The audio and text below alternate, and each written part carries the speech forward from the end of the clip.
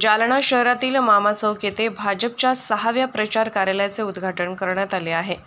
यावेळी पदाधिकारी व कार्यकर्त्यांची मोठ्या संख्येने उपस्थिती होती।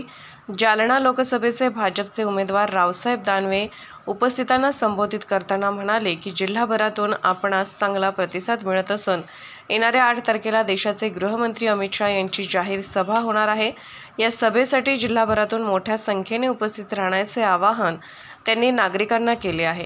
जालना लोकसभा मतदारसंघात 6 विधानसभा मतदारसंघ येत असून काल भोकरदन आणि जाफराबाद येथील प्रचार कार्यालयाचे उद्घाटन झाले असून उद्या बदनापूर तसेच पैठण येथे प्रचार कार्यालयाचे उद्घाटन होणार असल्याची माहिती देखील यावेळी रावसाहेब दानवे यांनी दिली आहे।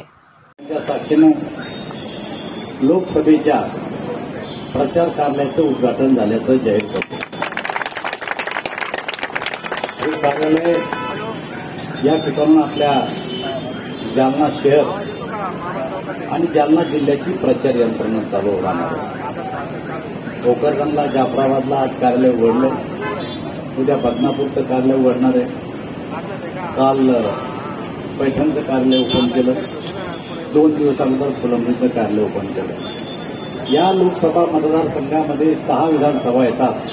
6चे 6 कार्यालय आता या ठिकाणी सुरू करण्यात आलेले आहे। मला खात्री आहे की 13 तारखेला जी निवडणूक आहे या निवडणुकीमध्ये कमळ निशाणचं बटन दाबून लोक मला मतदार आपले लोकसभेत पाठवतील आणि या देशाचं प्रधानमंत्री पुन्हा तिसऱ्यांदा नरेंद्र मोदी करतील एवढी मला अपेक्षा आहे। मित्र, जालन्यात काय केलं, काय झालं, जिल्ह्याचा विकास काय झाला, माझ्या अगोदरच्या वक्त्यांनी सांगितलेलं आहे। जागा कमी आहे, ट्रॅफिक जाम होते आणि त्यामुळे मी आपला जास्त वेळ घेत नाही। मी नेहमीच बोलतो, आपण ऐकता, अनेक सभा संमेलनं होतील। फक्त आपल्याला एक आग्रहाचं निमंत्रण आहे की 8 तारखेला अमित भाई शहा यांची जालन्याला सभा आहे।